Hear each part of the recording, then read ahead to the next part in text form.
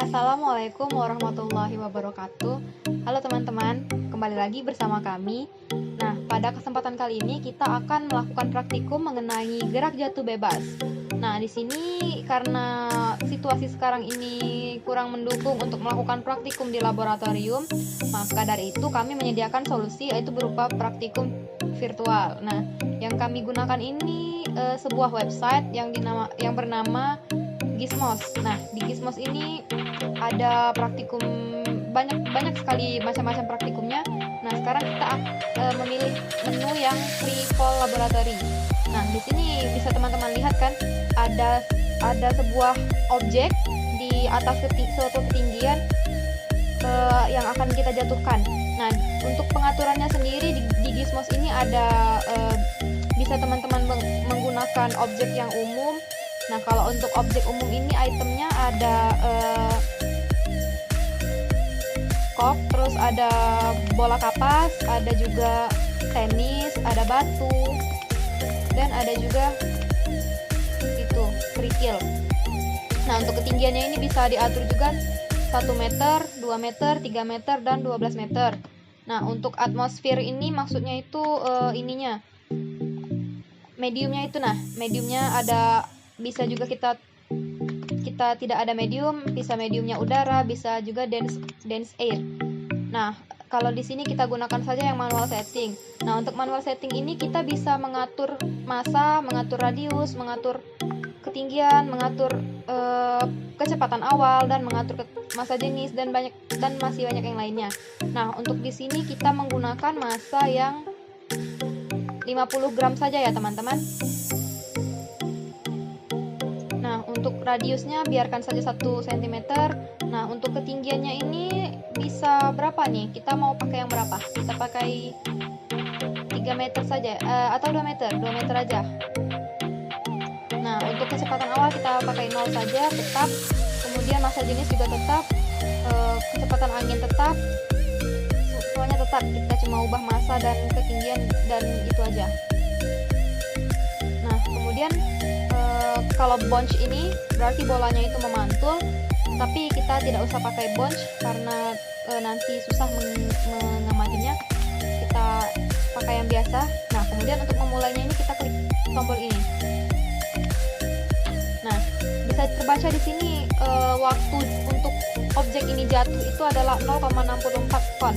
Nah, kemudian untuk melihat data-data yang kita dapatkan tadi, kita klik bagian tabel. Nah, untuk tabel ini banyak sekali teman-teman. Nah, dari mulai kecepatan awal dia udah ada ketinggiannya berapa, terus kecepatannya berapa, terus percepatannya juga berapa. Di praktikum virtual ini lengkap sekali teman-teman. Jadi kita bisa melihat waktu berjalan, persatuan waktu begitu. Ketinggiannya misalnya di waktu 5 sekon itu berarti ketinggiannya sudah berkurang 0,01 meter begitu teman-teman. Nah, begitu juga untuk yang kecepatan dan percepatannya. Nah, kemudian ada juga grafik. Nah, untuk grafik ini kita bisa melihat, misalnya ini kan ada di bawah ini ada H, ada V, ada A. Nah, untuk yang A ini berarti nilai percepatan. Nah, ini kan terhadap waktu, berarti yang garis biru ini adalah grafik percepatan terhadap waktu. Nah, kalau untuk yang melihat yang kecepatan, kita tinggal conteng aja yang bagian V. Nah, ini berarti grafik kecepatan terhadap waktu. Kemudian untuk melihat ketinggian, kita conteng yang H. Nah, grafik ketinggian terhadap waktu. Nah, selanjutnya kita akan masuk ke pembahasan. Nah, pertama itu ada deskripsi. Nah, deskripsi ini di sini saya tampilkan lagi bahwasanya tadi yang kita gunakan itu adalah benda bermassa 50 gram. Kemudian ketinggiannya itu 2 meter dan kecepatan awalnya itu 0. Nah, selanjutnya itu ada hasil pengamatan. Nah, hasil pengamatan ini ada 15 data mulai dari waktu T sama dengan 0 sampai T sama dengan 0,64, atau itu T akhirnya itu merupakan waktu saat benda jatuh ke permukaan. Nah, untuk ketinggian, nah di sini bisa terlihat ada 15 data. Nah, dari 15 data ini ketinggiannya itu dari 2 meter menurun sampai ke ketinggian 0 meter. Untuk kecepatan sendiri ini ada bisa dilihat di tabel itu bahwasannya kecepatannya itu semakin lama semakin cepat. Dengan kecepatan awal 0 dan kecepatan akhir itu 6,16. Nah, di sini kenapa hasilnya itu negatif? Ini karena saat kita menjatuhkan benda tadi, kita itu mulai dari sumbu Y0, maksudnya itu sumbu Y 0 di antara positif dan negatif. Nah, pas jatuh itu, saat bendanya jatuh itu, maka ketinggiannya itu berkurang menjadi ke posisi sumbu Y negatif. Nah, oleh karena itu kecepatannya itu bernilai negatif. Nah, begitu juga percepatannya atau A-nya. Di sini kita lihat juga bahwa percepatannya itu negatif. Nah, itu karena kita menjatuhkan benda itu ke sumbu Y negatif, makanya percepatannya itu negatif. Nah, untuk percepatan sendiri bisa dilihat di situ bahwa saat detik ke-0 percepatannya itu 9,81. Nah, ini itu apakah teman-teman tahu 9,81 itu nilai apa? Nah, jadi 9,81 ini adalah nilai percepatan gravitasi bumi. Nah, kalau kita lihat dari tabel ini percepatannya itu semakin ke bawah semakin apa nih teman-teman? Nah, untuk kecepatan ini semakin ke bawah nilainya semakin berkurang kan? Nah, itu karena dari salah satu artikel yang saya baca itu dikatakan bahwa nilai dari percepatan gravitasi bumi ini semakin menuju ke pusat bumi, maka nilainya itu akan semakin kecil. Nah, oleh karena itu maka percepatan yang terjadi pada benda ini juga semakin kecil karena semakin dia ke bawah maka dia semakin kecil.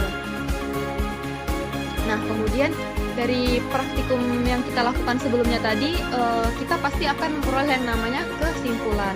Nah, jadi di sini saya meringkas 3 buah kesimpulan untuk percobaan gerak jatuh bebas ini, yaitu yang pertama, gerak jatuh bebas adalah salah satu bentuk gerak lurus dalam satu dimensi yang tidak mempunyai kecepatan awal, atau dengan kata lain V0-nya itu sama dengan 0 meter per sekon, dan hanya dipengaruhi oleh percepatan gravitasi.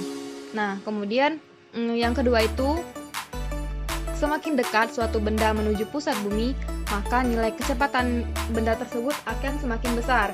Nah, itu sudah bisa kita lihat di tabel tadi kan ya teman-teman. Pada awalnya itu kecepatannya itu hanya 0 atau tidak punya kecepatan. Kemudian pada akhirnya itu kecepatannya itu 6,16 meter per sekon. Nah, kemudian kesimpulan ketiga, sedangkan untuk percepatan, semakin dekat suatu benda menuju pusat bumi, maka semakin kecil nilai percepatannya. Nah, ini itu percepatan yang ada di sini itu bisa kita katakan itu tuh percepatan gravitasi. Nah, semakin suatu benda menuju ke pusat bumi, maka percepatan gravitasinya itu semakin kecil. Kemudian untuk di pusat bumi sendiri, percepatan gravitasinya itu bakalan 0. Jadi dia semakin turun, semakin ke bawah, maka semakin kecil percepatannya. Nah, sekian dulu praktikum kita hari ini. Semoga apa yang kami sampaikan ini bisa berguna bagi teman-teman dan juga bisa dipahami. Untuk yang kurang paham dengan apa yang kami jelaskan bisa bertanya di kolom komentar. Nah, sekian dulu praktikum kita hari ini. Bila ada salah kata kami mohon maaf. Kepada Allah kami mohon ampun. Kami akhiri. Wabillahi taufiq walhidayah. Wassalamualaikum warahmatullahi wabarakatuh. Jumpa lagi teman-teman.